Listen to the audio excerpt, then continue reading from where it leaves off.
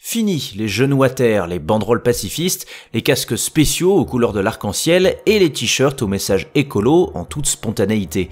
Car 2 ans seulement après l'initiative We Race as One, lancée puis appuyée par l'entreprise F1 et qui consacrait la lutte contre les inégalités sociales et sociétales, eh bien l'organisateur du championnat, la Fédération internationale de l'automobile, semble avoir tranché dans l'autre sens. En vertu de l'article 12.2.1.n de son code sportif international, mis à jour à la fin du mois de décembre, sont désormais considérés comme une infraction, je cite, la formulation générale et l'affichage de déclarations ou de commentaires politiques, religieux et personnels, notamment en violation du principe général de neutralité porté par la FIA au terme de ses statuts, sauf approbation préalable par écrit de la FIA. Fin de citation. Alors on pourra toujours crier au scandale intégral, à la censure mal cachée ou à la régression politique. Toujours est-il que cette décision de Mohammed bin Sulayem et de son équipe pour l'écosystème entier du sport automobile et en particulier de la Formule 1, est tout sauf une surprise. Et voyons pourquoi.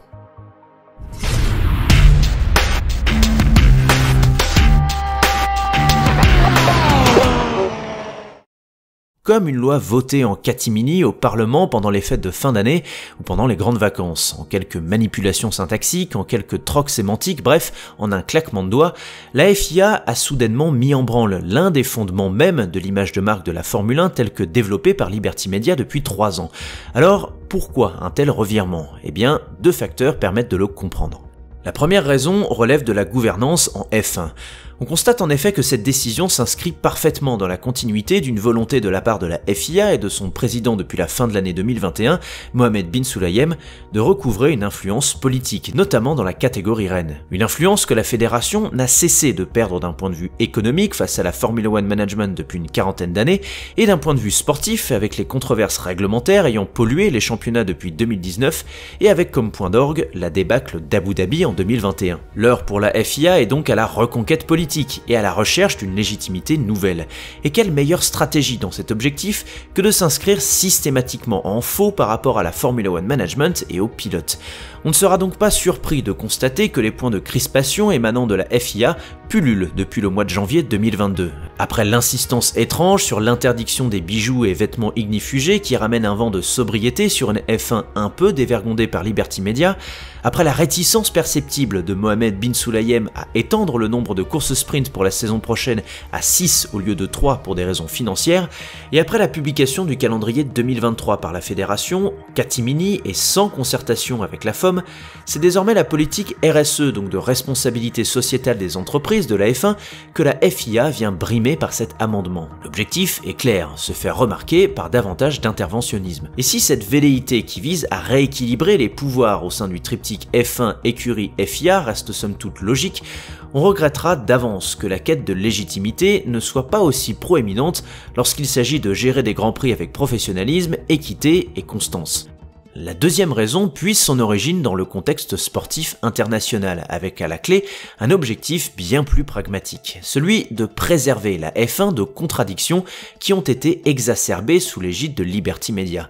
Car il n'aura pas fallu attendre la fin du premier trimestre 2022 pour voir la catégorie reine se contredire elle-même en moins d'1 mois. Le 9 mars, elle affichait son aversion de la guerre par une jolie photo de classe prise à Bahreïn, quelques jours après avoir cassé son contrat avec une Russie en guerre. Le 26 du même mois, ses pilotes se voyaient forcés de courir en Arabie Saoudite, alors que le bombardement d'une installation Aramco à seulement 10 km de la piste de Jeddah lors des essais libres du vendredi matin lui rappelait cyniquement que ce pays était lui aussi en conflit. Le constat était alors implacable. La F1 de Liberty Media voulait le beurre et l'argent du beurre. Elle voulait enrichir le sport quel que soit le marché conquis et promouvoir la paix en même temps. Elle voulait signer des partenariats économiques avec des États qui lui sont désormais incontournables mais qui font fi des droits de l'homme d'un côté et polir une image de marque bien pensante de l'autre. Bref, elle voulait rejeter la Russie par l'apologie du pacifisme et continuer de faire du gringue à l'Arabie Saoudite par la censure. Mais de telles contradictions ne sont pas tenables à terme car les procès en hypocrisie que subit la F1 se multiplient. Si bien que sous peine de bad buzz médiatique qui pouvait mener l'ensemble des sports mécaniques vers une crise existentielle,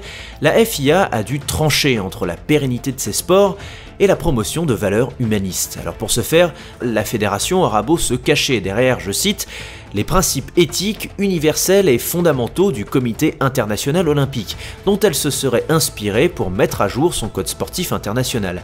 Mais c'est bel et bien du côté de la Coupe du Monde au Qatar que ses regards étaient sans doute tournés depuis le début. Car la FIFA, elle, a fait son choix entre le foot et la promotion des valeurs, en maintenant d'abord l'organisation de la Coupe du Monde au Qatar, en dépit des polémiques sur le sort des travailleurs immigrés et en dépit des menaces de boycott, et en ayant recours ensuite à des pratiques proches de la censure lors de la compétition. Les menaces de sanctions envers plusieurs fédérations internationales, l'Allemagne en particulier, et qui comptaient porter un brassard One Love aux couleurs de l'arc-en-ciel en sont le meilleur exemple.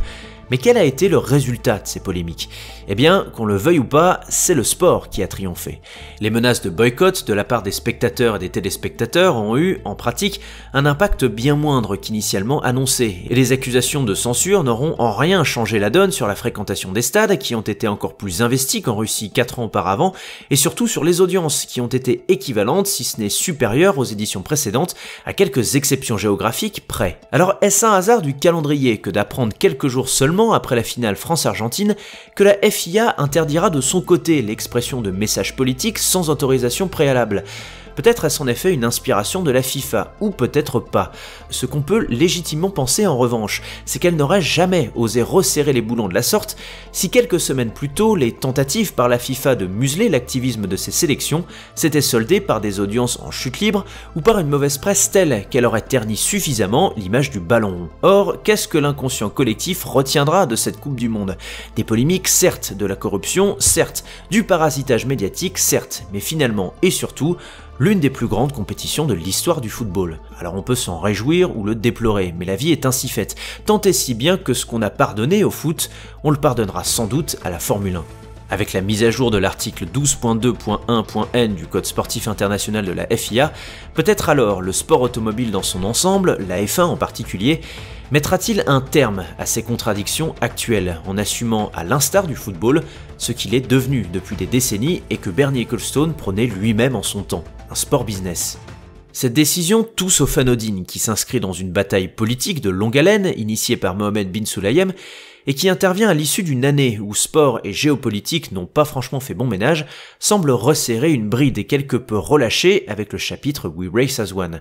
Reste à savoir si, après le départ en retraite de Sebastian Vettel, elle aura un impact sur la présence en F1 du dernier grand pilote activiste, un certain Lewis Hamilton.